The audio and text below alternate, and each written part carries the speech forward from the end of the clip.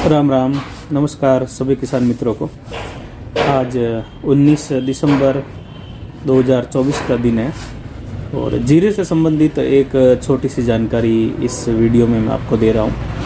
ये जानकारी जीरे से संबंधित है। जीरे में काफ़ी जगह से किसानों की शिकायत आ रही है कि जीरा जो है लंबाई में तो बढ़ रहा है लेकिन वो फैलाव नहीं कर पा रहा है और बहुत अवस्था जो है वो बहुत पतली है। जीरे की तना बहुत पतला है और लंबी हाइट में जा रहा है। हाइट यानी बहुत ज़्यादा भी नहीं लेकिन फिर भी वो फैलाव में नहीं है। जो शाखाएं निकलनी चाहिए शाखाएं नहीं निकल पा रही है। तो इसके लिए वैसे तो जो क्यारों से सिंचाई करते हैं उनमें तीसरी सिंचाई से पहला स्प्रे हो जाना चाहिए। लेकिन अगर किसी ने नहीं किया है तो आप जो तीसरी सिंचाई कर दी जिन्होंने, तो उसके लिए अभी आप NPK 19-19 जो आता है बढ़िया किसी कंपनी का A ग्रेड में जो आप ले सकते हैं 500 लीटर पानी में 3 किलो।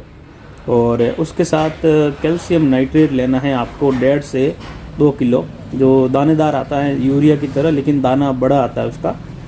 और उसी के साथ आपको कीटनाशक भी लेना है हल्की मात्रा में, जिसमें इमिडाक्लोरपिड 17.8% में आपको 300 ml लेना है 500 लीटर पानी में।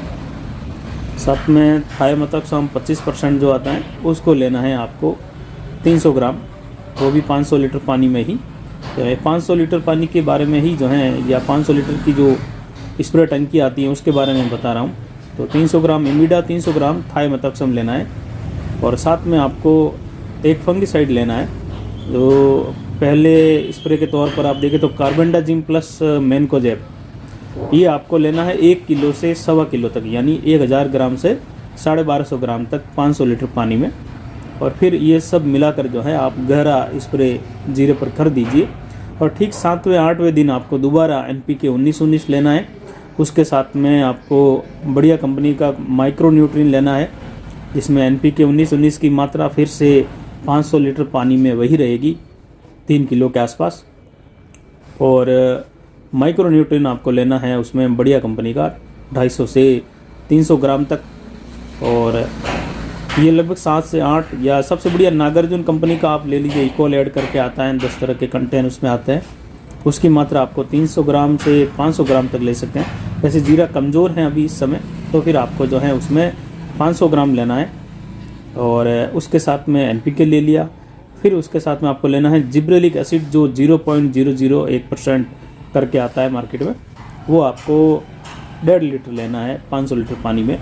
और उसी के साथ आपको लेना है सल्फर, जो 80% या 90% में कोई भी मिल जाएगा आपको, वो आपको लेना है 1.5 किलो 500 लीटर पानी में। और फिर से इसको जो है अच्छे से जीरे पर स्प्रे करना है। और फिर आप देखेंगे कि पहला स्प्रे जो किया था उसका रिजल्ट दिखने लगेगा। और जैसे ही 7वें-8वें दिन आप ये स्प्रे करेंगे तो इसका भी रिजल्ट जीरे में दिखने लगेगा और शाखाएं भी निकलने लगेगी। और पौधे का जो कलर है वो जो फीका है, हल्का पीलापन या लाइट कलर है बिल्कुल ही, उसमें जो है गहरापन आएगा और पत्तियां जो है या पौधा जो है बिल्कुल गहरा हरा कलर में आ जाएगा। तो उसके बाद जो है शाखाएं निकलनी शुरू हो जाती हैं। और उसके बाद क्या स्थिति रहती है, उस स्थिति के आधार पर आपको आगे भी NPK 19-19 और सल्फर साथ में रखना है। और उसके साथ में फिर दोबारा वापस आपको देखते हुए हल्का कोई कीटनाशक लेना है, अगर मोइले की शिकायत नहीं है तो। और अगर है तो फिर जो है अच्छे से सही मात्रा में कीटनाशक लेना। और उसके साथ में कोई बढ़िया फंगिसाइड लेना है, जैसे सल्फर प्लस टेबुकोनाजोल जो आता है बढ़िया काम करेगा। और उसी के साथ फिर से आपको माइक्रो न्यूट्रिएंट भी लेना है। और ये सब स्प्रे आप दोबारा जो है लगभग 10 से 15 दिनों के बाद में जीरे में कर सकते हैं। तो ये जानकारी अभी जिनके जीरा जो है हाइट तो पकड़ रहा है, 4-5 इंच 6 इंच तक जा रहा है, 7 इंच तक जा रहा है, लेकिन शाखाएं नहीं है, बहुत पतला है, उन किसानों के लिए सलाह रहेगी। वैसे तो ये ज़रूरी नहीं कि केवल उसी जीरे में इसका प्रयोग किया जाए। ये हर प्रकार के जीरे में, चाहे शाखाएँ निकली हुई है या फिर छोटी अवस्था में अगर तीसरी सिंचाई होनी है, जिनके क्यारों से कर रहे हैं, या जिन जीरे की जो हाइट है और लगभग 3-4 इंच तक की हाइट है, उसमें भी आप ये स्प्रे कर सकते हैं। और NPK की मात्रा जो है लगभग तीसरे या दूसरे जो सिंचाई का कार्य होगा उसमें हल्की आप बढ़ा सकते हैं, यानी 3 किलो से 3.5। और फिर जब जो है तीसरा स्प्रे हो तो 4 किलो तक प्रति 500 लीटर के पंप में आप कर सकते हैं। ये जानकारी आप ज़रूर अन्य किसानों में भी शेयर करें। नमस्कार।